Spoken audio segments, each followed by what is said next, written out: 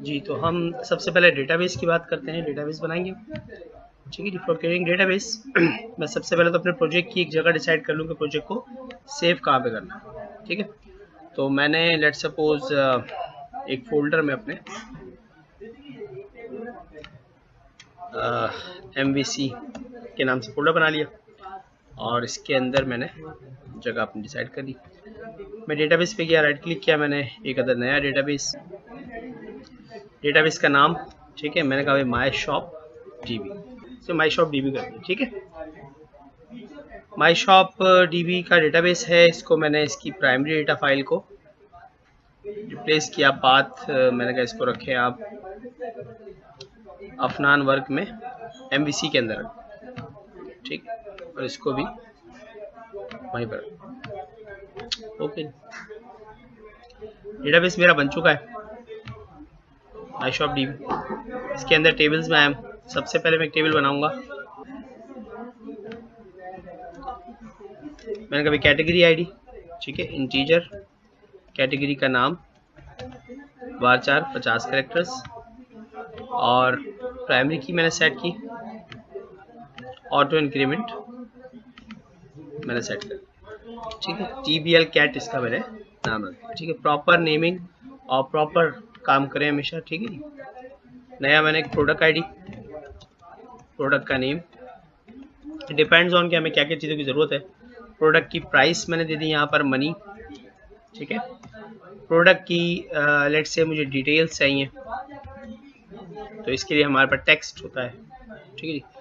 अच्छा, product image की बात करता है, अगर प्रोडक्ट इमेज एक रखनी है तो वो आप इसी टेबल में दे दें, अदरवाइज ये है कि आप फिर उसको किसी और टेबल में कर लें। मल्टीपल इमेजेस अगर आपको चाहिए तो हम मल्टीपल इमेजेस पे काम करेंगे। तो मैंने कहा जी प्रोडक्ट की यहाँ पर प्राइस के बाद मैंने प्रोडक्ट की कैटेगरी आईडी ले ली, यहाँ इसको CID कर देते हैं और इंटीजर कर, ठीक है। ये हम फॉरेन की लगा लेंगे। प्रोडक्ट आईडी को मैंने प्राइमरी की किया और ऑटो इंक्रीमेंट कर दिया, और CID जो है इसको हमने रिलेशनशिप में डाला, ऐड किया एक रिलेशनशिप, और यहाँ से हम फॉरेन कीज के ऊपर स्पेसिफिकेशन देंगे कि भाई हमारा जो टेबल है, प्राइमरी की टेबल जो है वो TBL कैट है, और उसमें से जो कैटेगरी आईडी है वो हमारे टेबल की कैटेगरी आईडी पर बाइंड हो जाएगी। और ये हमने बन करके सेव किया, मैंने कहा TBL प्रो, ओके। तो मेरे पास कैटेगरी का टेबल है और प्रोडक्ट का टेबल है। तीसरा टेबल जो मैं बनाऊंगा, क्योंकि मुझे इमेजेस पे काम करना है, तो मैं इमेजेस का टेबल बनाऊंगा। मैंने कहा जी इमेज की आईडी जो कि इंटीजर है, इमेज का नेम जो कि varchar तकरीबन 200 कैरेक्टर मैंने यहाँ पर दिया, ठीक है। मैं यहाँ पर इमेज के नाम पास करूँगा, इमेज हम अपलोड कर देंगे किसी फोल्डर में, और मैंने प्रोडक्ट की आईडी यहाँ पर पास कर दी जो कि इंटीजर है। और इस प्रोडक्ट की आईडी को भी मैं पहले तो ये इस आईडी को मैंने प्राइमरी की पे सेट किया और ऑटो इंक्रीमेंट भी कर देते हैं, ठीक है। सेव किया, मैंने कहा TBL इमेजेस, ठीक है। और इसको प्रोडक्ट आईडी को मैंने रिलेशनशिप में जाकर एक रिलेशनशिप इस पर मैंने अप्लाई किया। TBL इमेजेस, TBL प्रोडक्ट से जो प्रोडक्ट आईडी है वो मेरे TBL इमेजेस की प्रोडक्ट आईडी बन जाएगी, ठीक है। तो ये फॉरेन की का रिलेशन मेरा अप्लाई हो, ऑलराइट। सेव कर लिया इसको मैंने।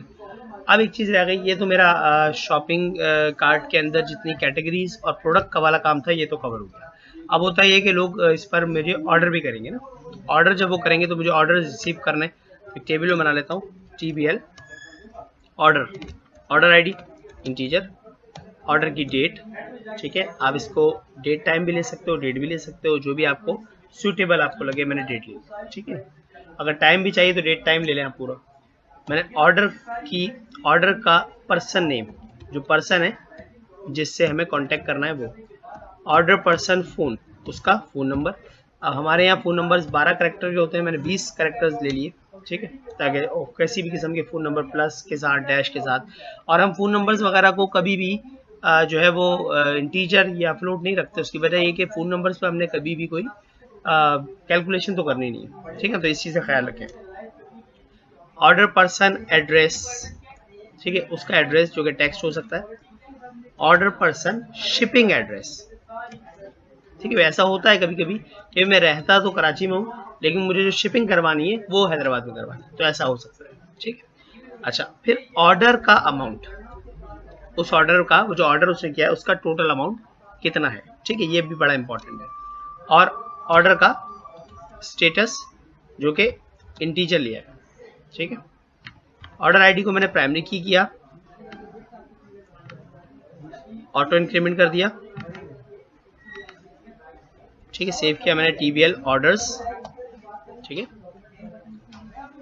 और ओके, तो मैं स्टेटस की बात कर रहा था कि स्टेटस हमने दिया हुआ है। ठीक है, और ये स्टेटस जो है वो हम चेंज करेंगे कि जब ऑर्डर रिसीव होगा तो वो रिसीव्ड में होगा, फिर रिसीव हो चुका तो रिसीव्ड हो जाएगा वो। ठीक है, ये पेंडिंग, फिर रिसीव्ड, फिर डिस्पैच और फिर डन। ठीक है, 4 स्टेटस हम इसके अंदर दे रहे होंगे, तो हम 1 2 3 4 कोई भी की बना लेंगे अपने लिए। ठीक है, ये हो गया। ओके, मैंने इसको सेव किया TBL ऑर्डर्स के नाम से। एक और टेबल जो ज़रूरी है कि भाई उस ऑर्डर में क्या क्या चीज़ें ऑर्डर की गई।